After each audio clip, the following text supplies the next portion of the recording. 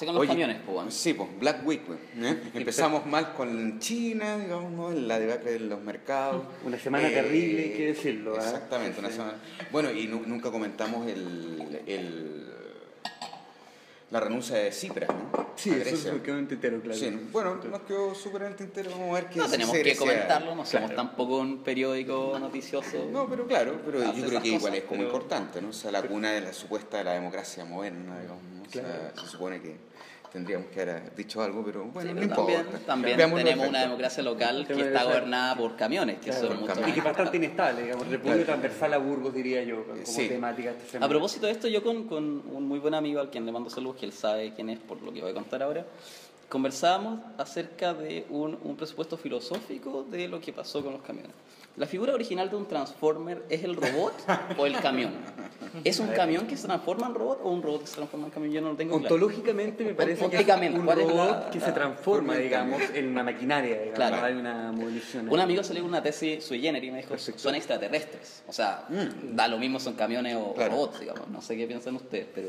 Mira, de que son medio extraterrestres, claro. Exactamente, tratando de revivir, digamos, un clima previo de la UP, digamos, claro. ¿No? El del año 73, o sea, como anunciando un golpe, digamos, claro. ¿No? ¿Qué golpe, digamos? ¿No? O sea, sí. Igual huelga la transmisión de la batalla de Chile, que en Chile nunca se ha transmitido de manera íntegra, sí en Argentina, por ejemplo, porque hay ciertas cosas análogas, ¿no? Sí. Porque todavía hay un indecible, uno podría decir. Claro. Visite cuevana.tv y ahí está completita, digamos. Miguel, tengo que informarte que Cuevana ya no... Cuevana 2. Cuevana 2. Resiste aún. Cuevana 2, sí, Cuevana 2. Pero es mejor Mira de Todo. Claro. Mira de Todo. Sí. Mira de todo.com.ar, que me la recomendó Miguel Ruiz Stull. Sí, yo soy Miguel Ruiz Stull. Yo soy Nicolás Rib. Yo soy Guido Arroyo. Juntos somos la comunidad de los iguales. La comunidad de los iguales. Y en un ratito más vamos a estar con Javier Rebolledo, bueno, el autor, digamos, ¿no? de La Danza de los Cuervos, que es como lo más famoso, digamos. Claro. Fundamental para seguir el debate UP revival, digamos. Bueno, aparte que vamos a entrar en el mes de la Patria. Podemos retomar también que murió el Mamo. Claro, algo que nunca conversamos. En contra de nos han dicho fachos por no hablar de eso. ¿Sí? No, pero si tú dijiste, ¿cómo fue la entrada que hiciste ese ¿cómo era? Chilenos, Mamo ha muerto. El Mamo ha muerto. Como dijo Arias Navarro. Cuando rememorando la muerte de Francisco Franco, españoles, mi voz tiembla como España tiembla. Justamente, claro. Bueno, oye, pero está bueno la tesis de los Transformers, me parece que ontológicamente convérselo, pregúntale a su amigo. Mira. Podría ser como el tema de la semana, digamos, en preguntas de Facebook. Mira. Oye, y tenemos un poquitito más de 500 likes ya en Facebook. A media temporada, sí, está súper bien. No dependemos de los likes, pero bueno. No queremos somos como la chica bonita que depende de los likes, pero igual si puede darnos likes, bienvenido. Sí. Bueno, bienvenido Javier Rebolledo, acaba de llegar. Salud. ¿Qué opinas tú, Javier? En este programa hay salud, no hay té. ¿Qué son los Transformers? ¿Un camión que se transforma en robot? Son extraterrestres. Son extraterrestres, sí. Esa tesis yo creo que es la más... Por ahí partimos. más razonable. ¿Y los torturadores qué crees tú son humanos que se transforman en malos? ¿O malos que se transforman en... Sí, por supuesto. Sí.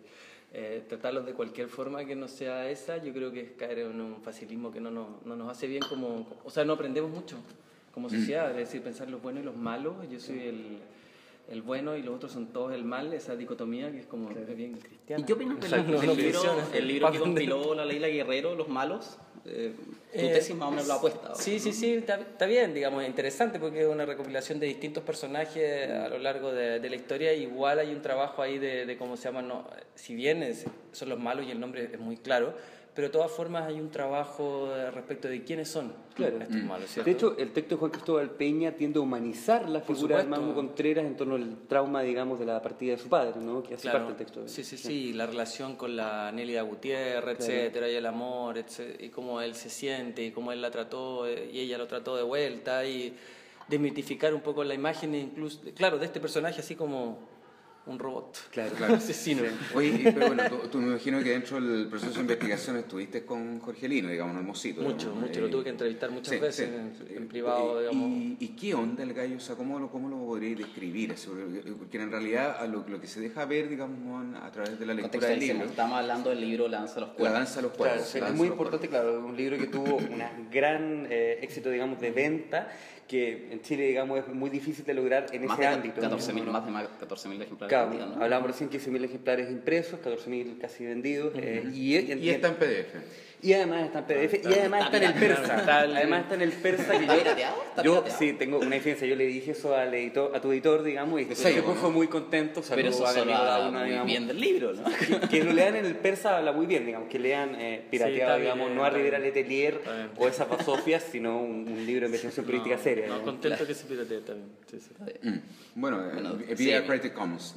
Y bueno, pero ¿cómo podría en el fondo expresar tu experiencia, digamos, ¿no? Esta entrevista con un personaje que, leyendo el libro, digamos, ¿no? O sea, aparece como un grado de perversión un poquitito casi inhumano. O sea, ¿no? Claro, son por lo menos, o sea, son varios registros, pero por lo menos los que yo exploré son dos. Uno, el personaje, que es evidentemente que marcó un antes y un después en materia de derechos humanos, porque gracias a su testimonio se conoció el único centro de exterminio que hasta el día de hoy conocemos. Gracias a él se construyó un pedazo de historia que está hecho a partir de las declaraciones de los violadores a los derechos humanos, los agentes de la DINA, y eso es el valor que tiene ese libro también. Y por otro lado está el personaje, él, Jorge Lino, que es este niño primero huérfano, que llega a la casa sin muchos valores, bien pateado, digamos, de todos los lados donde había estado, siendo muy niño, muy pobre, que no sabía lo que era un interruptor ni siquiera para la luz, y que llega a la casa del hombre más poderoso de Chile, que era el Mamo Contreras, y ahí recibe cariño, y ahí recibe sus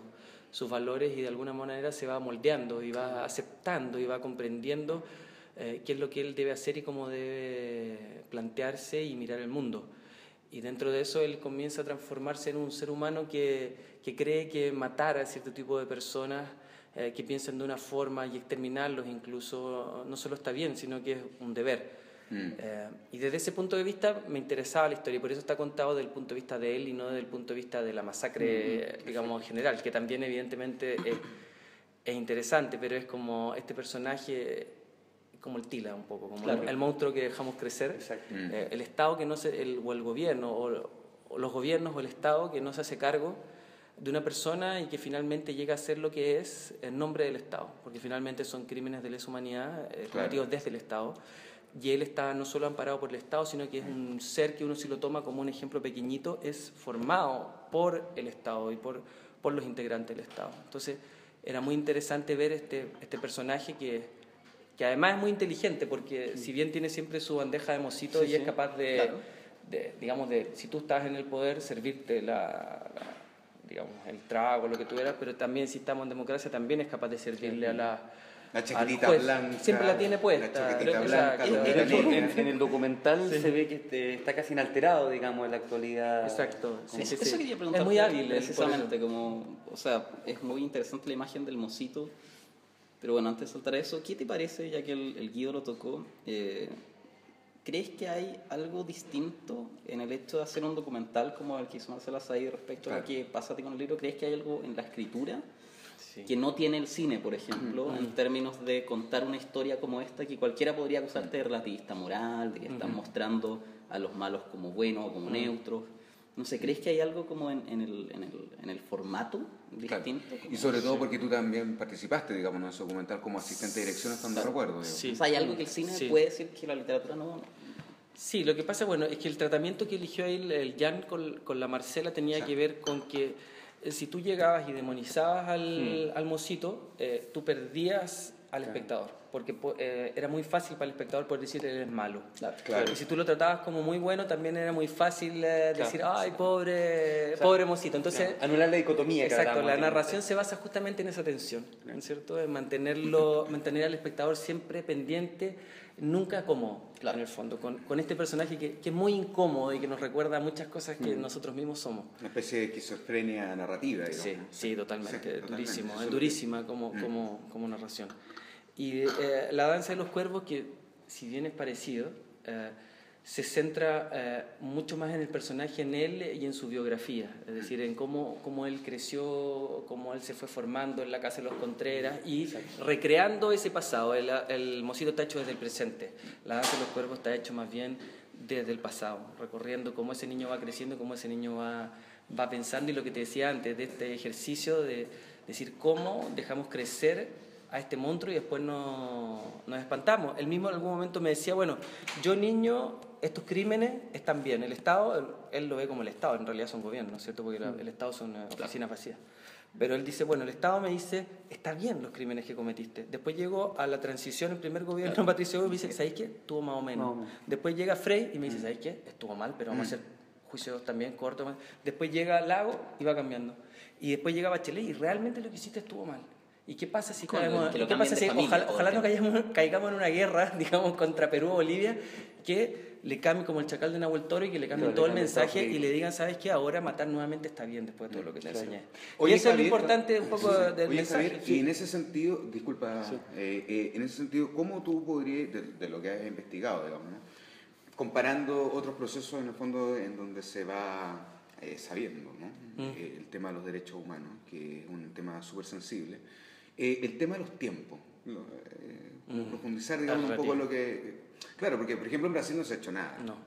En Argentina se hizo todo y más muy rápido. Muy rápido. Y en Chile pareciera que en el fondo jugáramos un poco un justo medio, digamos, ¿no? Aristotélico. Sí, en la medida de lo posible. En la medida de lo posible, exactamente. Desprecio nuevamente a Burgos. A Burgos. Chao. Claro, yo ahí no sé la verdad, o sea, lo he visto como lo ven ustedes, digamos, lo he visto en España, lo he visto en Chile, lo he visto en Argentina, lo he visto en Uruguay. En Uruguay, por ejemplo, están en pañales. En otros temas temas valóricos están pero muy avanzados, digamos, pero... En Paraguay no hay un conteo, imagínate. No hay un conteo. Y sin embargo en Chile se ha hecho un trabajo maravilloso en algún aspecto que ha hecho la Policía de Investigaciones. Fíjate que cuando se inició este trabajo, las familiares de las víctimas, se creó una unidad especial, que era la Unidad de Derechos Humanos, Departamento de Asuntos Especiales de Derechos Humanos, que eran los únicos, entre comillas, detectives que eran todavía no corruptos, entendiendo que la Policía de Investigación es muy corrupta. Fuertes declaraciones. Que se basa en eso, un poco la estructura de mando y todo, ¿cierto? Y se creó una unidad especialmente para investigar estas causas.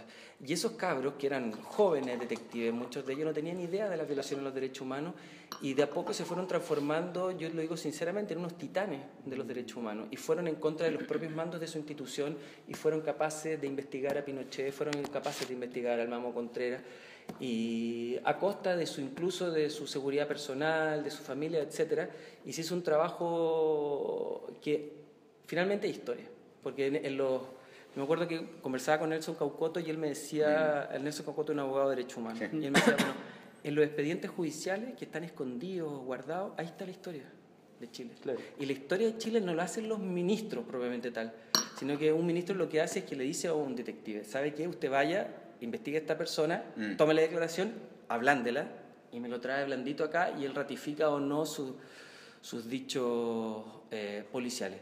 Entonces, hay un trabajo interesante, podríamos estar muchísimo más avanzado, pero yo te diría que en general, incluso en Alemania, con el tema del nazismo, tomó mucho tiempo de que esto se hiciera conciencia, porque siempre existe de alguna manera un ganador y un perdedor en estos procesos. Entonces, para equiparar y para que se evite como la violencia social, se tiende a un empate. Y eso significa impunidad durante un tiempo. Y entre que la sociedad se empieza a reencajar y se empieza a dar cuenta del maltrato que fue víctima, pasa un tiempo. Ahora, por ejemplo, el tema que estoy haciendo del último libro, que son los civiles, que a la sombra de los cuervos, es lo mismo. Imagínate, hemos pasado todo este tiempo y pensábamos que dictadura militar, que los militares eran los que habían cometido las violaciones de derechos humanos prácticamente solos y que ellos eran los demonios y los malos, cuando eso jamás, y es imposible que haya sido así. No tienen la cabeza, no tienen la formación para poder haber llevado a cabo ellos solos un golpe de Estado y menos un gobierno militar. De 17 años militar, no, incluso hay civiles que eran alcaldes de Providencia hace 4 años, digamos. Claro, o sea, partiendo desde ahí, digamos, porque no digamos sus nombres. Pero muchos otros, digamos, y hay otros que incluso están más atrás y que fueron los realmente instigadores del golpe militar y fueron los que gobernaron incluso por sobre Pinochet, por sobre los militares, que son personas que hasta ahora, bajo su lógica y que es evidente que lo quieran así, han pasado, entre comillas, piola. Francisco Javier Cuadra, ¿qué te parece? Sí, por nombrarte un nombre importante. Sí, bueno, él es uno de los que pasó piola, pero ya fue quemado hace tiempo por sus propios dichos. Exactamente, lo recuerdo porque en ese tiempo era profesor de la UDP. Digamos. Sí, es un personaje, entre comillas, político de alguna relevancia desde el punto de vista económico menor. Las personas que realmente son los instigadores, estamos hablando del Grupo Mate, de la familia Edwards, claro, y que son ellos los que ponen a los peones, digamos, en los cargos, me refiero a los peones como Francisco Javier Cuadra, como Jovino Novoa, como mucho más, como Sergio Fernández. Y que preelaboran el golpe, digamos, con la SOFOFA preelaboran el golpe. Exacto, a través de la Cofradía Náutica del Pacífico Sur, ahí los marinos. Sí.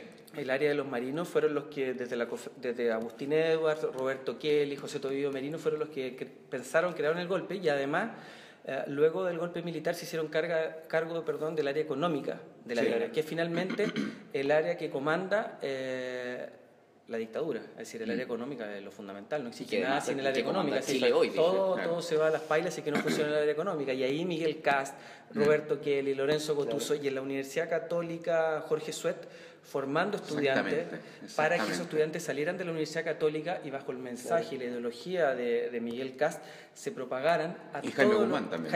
Es que Jaime Guzmán en el aspecto ideológico, ¿cierto? Claro, más filosófico. Sí, tenían una diferencia en un principio con Miguel Cast, porque Jaime Guzmán pertenecía al corporativismo, era una posición mucho más conservadora originalmente en materia económica. Es Miguel Cast el hombre que de alguna manera convence a Jaime Guzmán de este híbrido que tenemos tan extraño, que es ser muy conservador en materia moral, etcétera, y ser liberal en materia económica. O neoliberal. Digamos, claro, porque se formaron ahí en la Universidad de Chicago. Y es este hombre, Miguel Cast.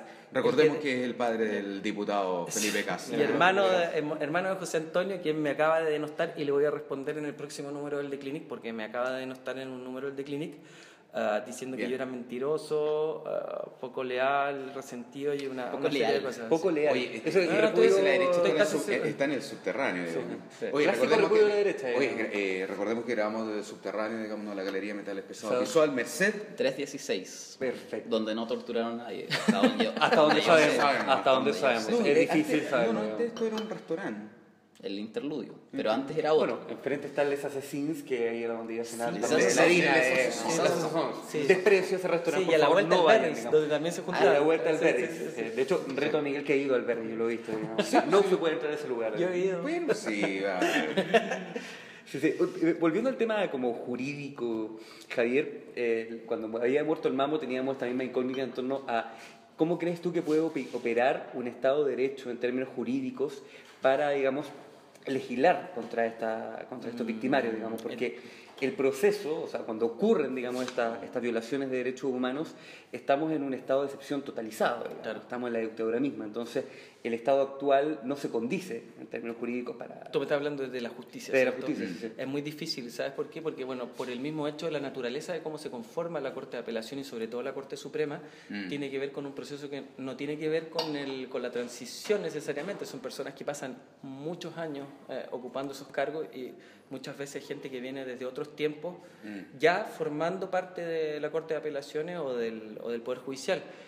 Ahí existe una transaca, tal como fue la transición, poco se sabe de esto, digamos, pero es así, existe una transaca política de quienes conforman la Corte Suprema.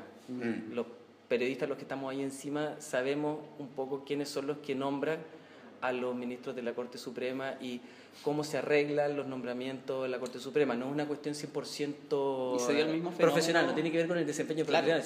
Si fuese por eso, el ministro Alejandro Solís hubiese pasado a la Corte Suprema. Claro, por currículum.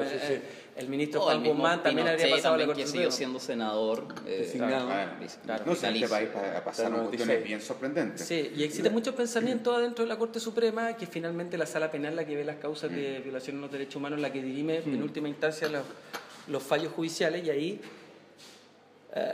depende mucho de la postura de quién esté tomando la decisión, y por eso tenemos algunas causas como Liquiñe, en que los tipos pueden ser exculpados o por crímenes horrendos, digamos, ser amnistiados, y otras causas emblemáticas como el caso de Orlando Letelier, que son, digamos, ellos son condenados con penas leoninas y también con indemnizaciones monetarias para la familia, que nos hace pensar de un país con detenidos desaparecidos y ejecutados políticos y torturados de primera categoría y de segunda categoría, y eso es muy triste para el país. Sí. Claro, totalmente. Claro, lo de Letelier fue realmente notable, porque tiene que ver con el hecho de que Estados Unidos y Moscú, o sea Estados Unidos y la Unión Soviética habían dicho, no, las capitales no, es decir, ni Washington ni Moscú. Y en cambio, para el Mamo Contreras, esta cuestión era, no es lo mismo, la Guerra Fría, total, claro. Tengo absolute power. O sea, una cuestión como muy notable. ¿Qué le habrá pasado a Lino con la muerte del Mamo?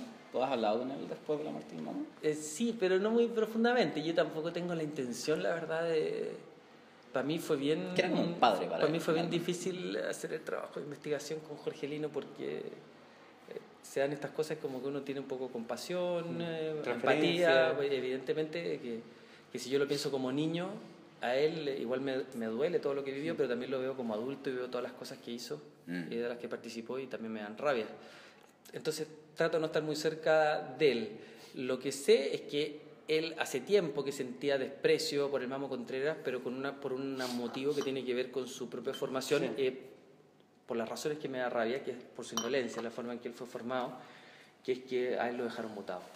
Ladina, es decir, él habría sido feliz si que hubiese seguido siendo agente ladina por mucho tiempo y ojalá hubiera tenido grado. O sea, lo odia, pero por otras razones. No por las razones humanas que uno esperaría. Y yo, cuando lo entrevisté, yo estaba esperando de alguna manera que él me dijera eso y no, eso no existía. Entonces uno tiene que también adaptarse y entender cómo son sus personajes. Y eso es difícil. Sí. ¿Cuán duro fue el proceso de investigación, no en términos de lo arduo que fue, sino también lo que decías previamente de esta vinculación donde uno, por cosas naturales, tiende a humanizar a esta persona? ¿En qué llegó un momento que te sentiste que era demasiado el vínculo, que pudo haber una transferencia? Bueno, está el librito de la Hannah Arendt también, que uno puede tener como referencia. Sí, por supuesto. Sí. No, yo elegí una modalidad que era 3 horas. Yo decía, 3 horas es lo que yo aguanto, lo que yo resisto, diaria. Más me empiezo se me produce incluso una cuestión física, así como de rechazo. Entonces, no, fue muy difícil enfrentarse a una persona que tenga esa historia. Es que es muy poco común que te enfrentes a una persona que haya visto tal cantidad de cosas y que se pare frente a esos crímenes de esa manera. O sea, una persona que se ha puesto unas corazas, que es un administrador de su conciencia, además un maestro administrador de su conciencia, pero que las cosas que te dice y los valores desde donde te habla evidentemente te causan, yo no sé si un rechazo, pero sí otra forma de ver las cosas que no necesariamente uno las tiene interiorizadas. Perfecto. Pero me gustaría volver sobre una pregunta que hice, como en términos de la relación entre el documental y el libro. ¿Tú crees que hay algo que en los formatos, como el hecho, tiene valor el hecho de haber hecho un documental además del libro? Yo creo que tiene una diferencia grande por el tiempo que tiene el libro. El libro te permite entender las cosas de otra manera. Tú jamás vas a leer un libro en 2 horas. Claro. O sea, y una película ya viene mucho digerido, ¿cierto? Hay un pensamiento desde el origen de la película que utiliza la música, es mucho más conductista y es mucho más inmediato. Y está pensado desde esa perspectiva. Y cada plano, yo trabajé en la película, cada plano, cada imagen, cada sonido, foley incluso elegido, está pensado bajo esa lógica, bajo la lógica de las 2 horas, o de una hora y tanto. El libro tiene que ver con ir madurando mucho las cosas. Uno duerme, te lo vas masticando.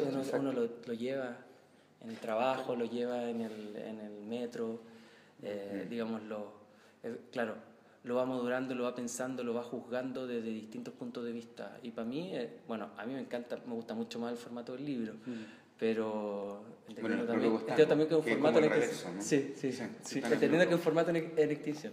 Claro, pero me gusta. Estamos luchando contra eso. Sí. No creo. Ojalá que no. Dale, te creo todo. Bueno, la curiosidad histórica también de tu libro difiere mucho del documental, digamos. O sea, Silvana también una suerte de relato de época. Sí. Y en ese sentido, acabas de publicar un nuevo libro en torno a la complicidad de los civiles, digamos, en torno a los crímenes bajo dictadura. ¿Puedes contarnos que apareció recién, digamos? Sí, apareció la semana pasada. Dictadura cívico-militar. Dictadura cívico-militar, se llama A la sombra de los cuervos.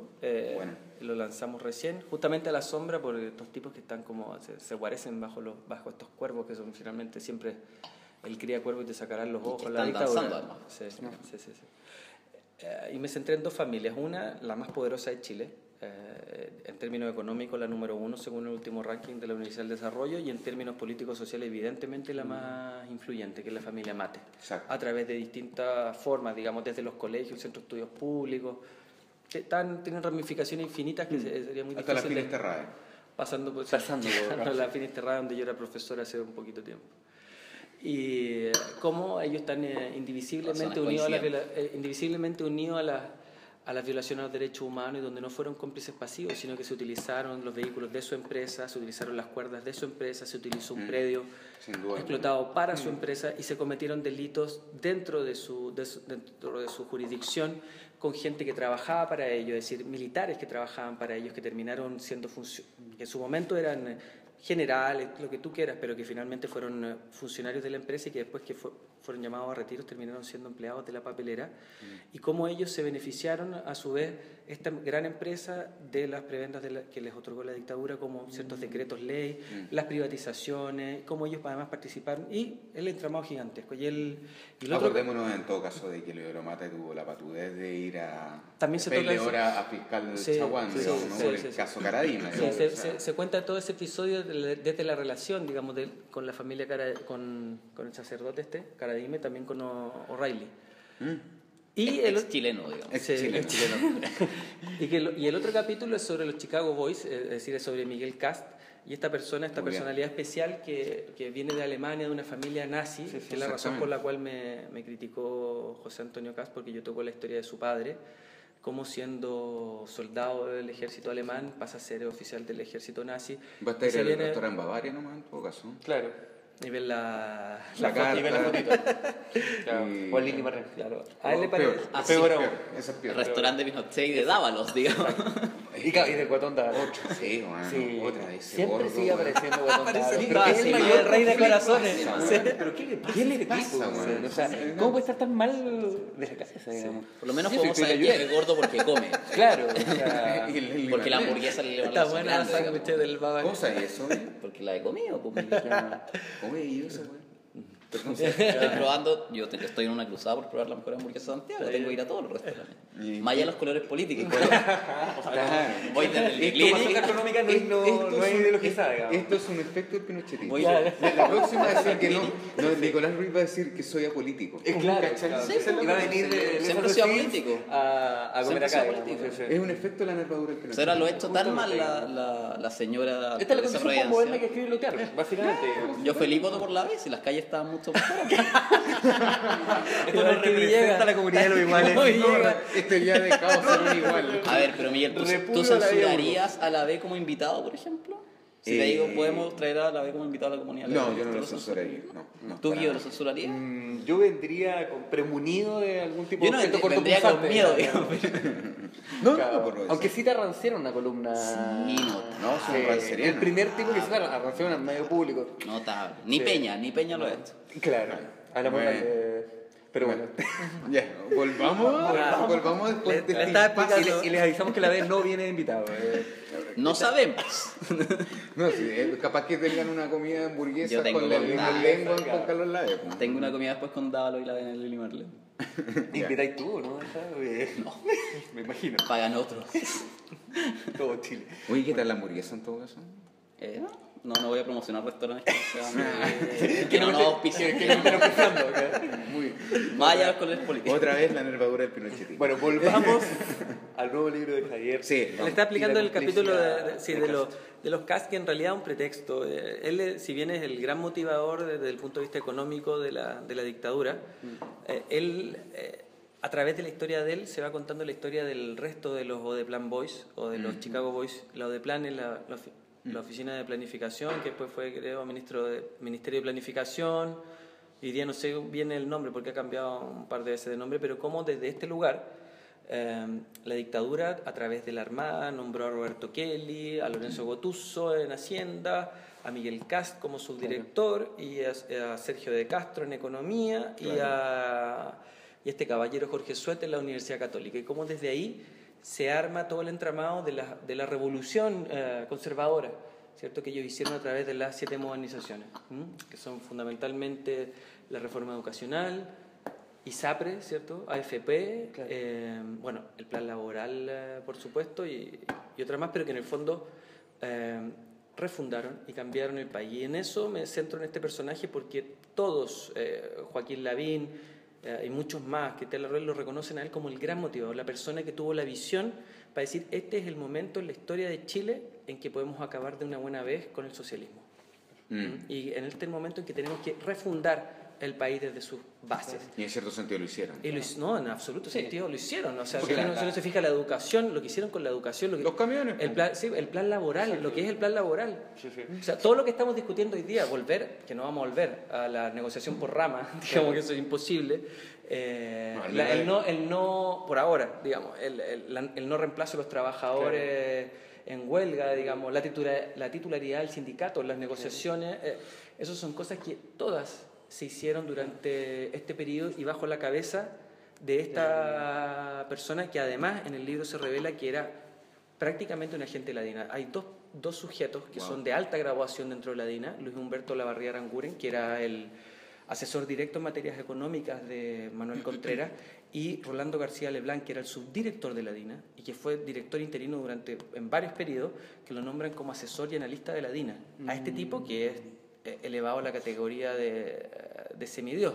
Entonces, cuando yo fui haciendo la investigación del libro, me di cuenta que estaba metido en todo, exactamente en todo. Y cuando había crímenes, por ejemplo, como el crimen de Tucapel Jiménez, donde también aparece Jovino Novoa, Nambiji y muchos más, cada uno en su rol, y que finalmente termina entregándole la información a la Central de Informaciones, y con el crimen de Tucapel Jiménez, cada uno de ellos tuvo un rol fundamental, y siempre Miguel Kast estuvo ahí, y siempre estuvo a la cabeza. De alguna forma se transformó en el rey de corazones. Yo lo paraba arriba y decía, y tendía muchas redes de reforma educacional, crimen, esto, y siempre me parecía de alguna manera vinculado. Y ahí entendí por qué le tienen tanto afecto y por qué es tan importante. Claro. Porque realmente fue un personaje determinante para la historia de este país. Y muchas de las cosas que estamos hoy día discutiendo, como te digo, las jubilaciones, por ejemplo, que son 1/3 de lo que las personas ganan cuando están, digamos, trabajando, y la reforma educacional, etcétera, el subsidio a la demanda, o la forma en que funcionan las universidades,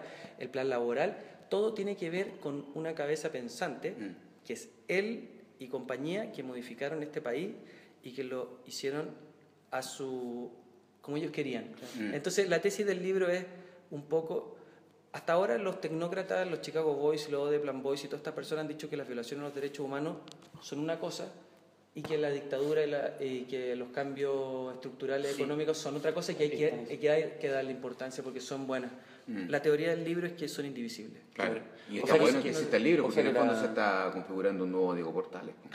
Claro, no, y que la verdadera revolución, digamos que fue la revolución neoliberal acometida bajo la dictadura, era imposible de realizarla si no fuera por los mecanismos con que opera la dictadura. Imagínate, ahora estamos discutiendo reforma al sistema laboral, y mira cómo saltan. Exacto.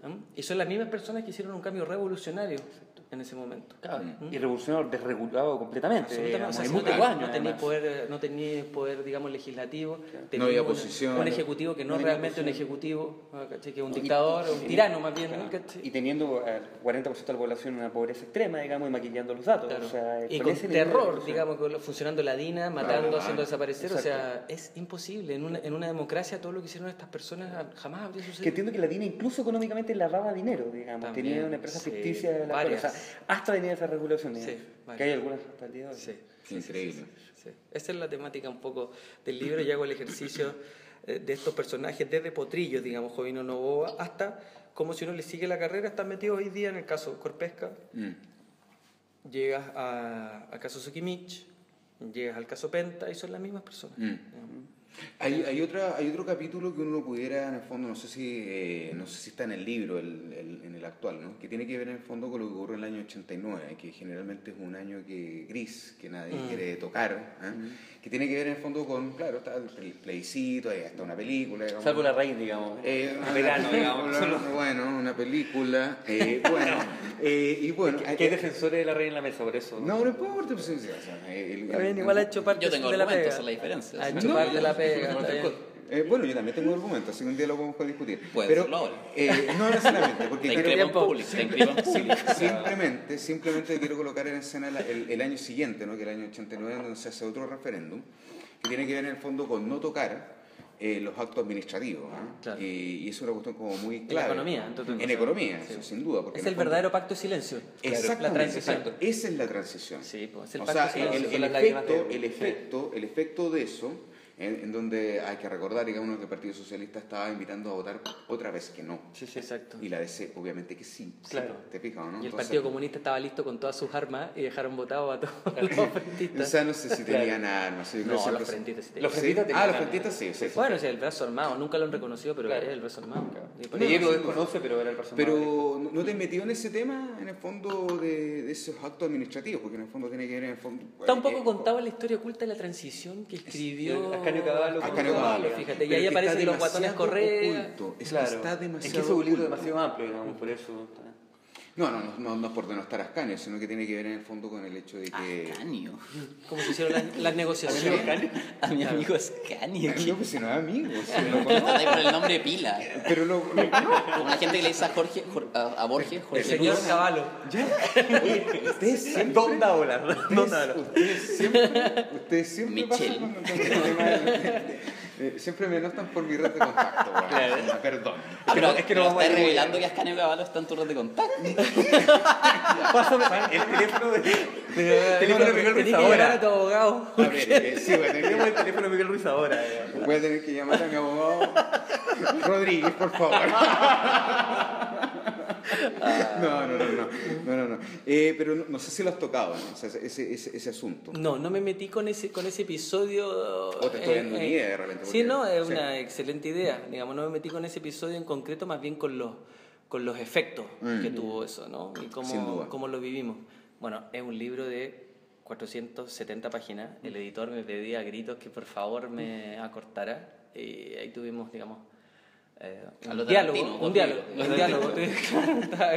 Saludos a Dauno Toto. A Dauno, sí, tuvimos un diálogo, sí. no una discusión, pero sí un diálogo, y nos acortamos algunas páginas y, claro, es tan complejo y hubo tanta mierda, tanta cosa que se hizo alrededor del proceso que tocarlo en su conjunto es algo que va a varios tomos. Es pega, sí. O sea, es material de un libro posterior, quizás. Sí, a pesar de que yo digo Pedro, Juan y Diego, 1, 2 y 3 también. Y también yo también estoy más cansado. Entonces, sí, eso también te quería preguntar, porque entiendo que en un momento hubo una suerte de, no de atentado, pero a la oficina anterior de la editorial, digamos, ¿no? Sí, pasaron todas esas cosas, me robaron una vez un disco duro.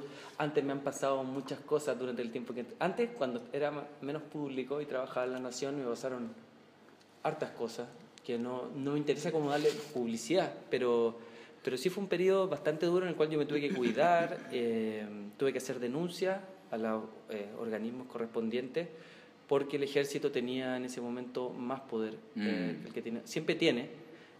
Por suerte ahora no está tan vinculado al poder cívico, porque se sienten traicionados, y eso es bueno para nosotros como sociedad, que exista por lo menos esa dicotomía, independiente de que no tenemos acceso a cambiar los currículum de los militares, digamos, para que se integren. Oye, Javier, un poco pero más te tocó en la época donde estaba...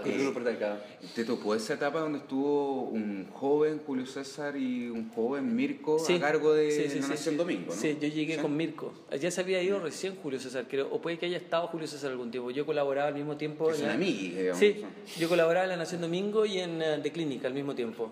Entonces, muchas veces yo mandaba los reportajes para el The Clinic y La Nación y no llegaba ahí cuando...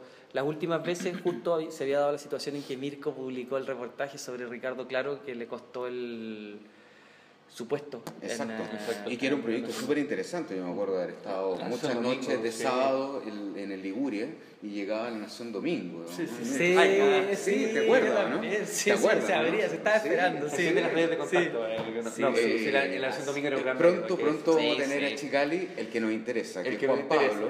¿Candidato y no Marcelo. se definió como candidato o no? Marcelo está... Eso le vamos a preguntar cuando venga. No va a venir Marcelo porque el que nos interesa es Juan Pablo. Vamos a preguntar a su hermano. Juan Pablo. No les va a responder nada. No va a responder. No les va a responder nada, se lo adelante. Veamos. A mí me gustaría ahondar un poco, para ir cerrando un poco también. Está súper entretenido en todo caso. Nosotros teníamos 43, pero 38. Cuando uno piensa tu proyecto literario de alguna manera, está, al menos en estos 2 libros que lleva en este proyecto, está presente la figura del cuervo, ¿no? El cuervo es una figura interesante que uno... The Raven. Cuervo. Uno lo puede entender, y que en el fondo aparece de alguna manera explicado, pero ¿por qué llamarle al primero Danza de los Cuervos y al segundo Bajo la Sombra? ¿Por qué no darle... El despertar y el tercero... el despertar y Bajo la Sombra. ¿por qué no darle a los civiles, por ejemplo, o sea, si quieres seguir con la simbología avícola, por así decirlo, ¿por qué no darles un ave específica a los civiles? ¿Por qué llamarles como por contrapelo a estos que son, por decirlo de alguna manera, los torturadores, digamos, que representan al cuervo? ¿Por qué no darles una identidad propia, sino que darles una identidad dependiente del cuervo? Blancas palomas. Sí, lo que pasa es que, bueno, siempre... No eran nada. Los cuervos, en Chile siempre ha sido como evidentemente... Más allá de los torturadores, los militares. O el poder militar, Pinochet, los cuervos. Claro. ¿Cierto? Cría cuervo y te sacará el ojo. Esa es la imagen. Muy bien. Carroñero, bueno. Exacto. Son las aves además que vuelan más alto de todas las aves. Y son muy inteligentes. Además, son de los pájaros más inteligentes que además muy bonitos, digamos. Y siempre, bueno, uno visualizó los cuervos porque están ahí, ¿cierto? Son los militares, son los torturadores, eso como lo que recibimos de alguna forma como manera de educación. Sin embargo, el despertar de los cuervos, para mí, la danza de los cuervos era el exterminio. Cómo los cuervos exterminaron. Cómo danzaban. Exacto. El despertar de los cuervos, cómo nacieron en este lugar, y me empecé desde ahí a meter con los civiles. Y a la sombra de los cuervos tiene que ver con darles en el subtítulo se dice los cómplices civiles de la dictadura. Y tiene que ver con empezar a visualizarlos. Estos hombres que estuvieron siempre guarecidos bajo el ala de los cuervos, bajo la sombra de los cuervos, y que ahora los empezamos a sacar, empezamos a mostrar quiénes son. Quizás el haber elegido otro elemento, otro animal o lo que sea, hubiese sido demasiado violento, ¿no? Y era como seguir una línea histórica. Eso. ¿Y si tuvieras que elegir un animal para describirlo? Si tuvieras que elegir un animal a los civiles impunes, los perros. Los perros me encantan. Pero serían perros atropellados por la carroña, digamos. Claro. No, ¿sabéis que no me gustaría denostar a los animales? Ya me han dicho bastante que he maltratado a los cuervos. No me gustaría elegir otro animal. Claro, los animalistas van a llegar a censurar el libro, Javier. Que son millones orgánicos los animalistas. Y los veganos ya lo hablamos. Ya lo descubrimos con Vlado, mira. Claro, porque las sabandijas podrían ser. Sabandijas, claro. O sanguijuelas. Claro. Porque pucha que chuparon. Sí, que chuparon. Sí. Hasta el día de hoy, digamos. Bueno, fuera Burgos. ya que retomando, digamos, ¿no? la buena intervención de Reed, o sea, recordar a Poe, ¿no? The Raven. Sí, nunca más. Ojalá que Never mind. Never Me confundí con Nirvana, sí. Sí, Nirvana es... Ojalá en un sentido más educativo, no tan tormentoso como en el poema. Never. Bueno, muchísimas gracias, Javier, por haber estado con nosotros acá en esta muy interesante conversación. Oye, un último saludo. Sí, acá, por la invitación. Acá hay vinos y copas, no hay té. Fuera Burgos. ¿Dónde hay té?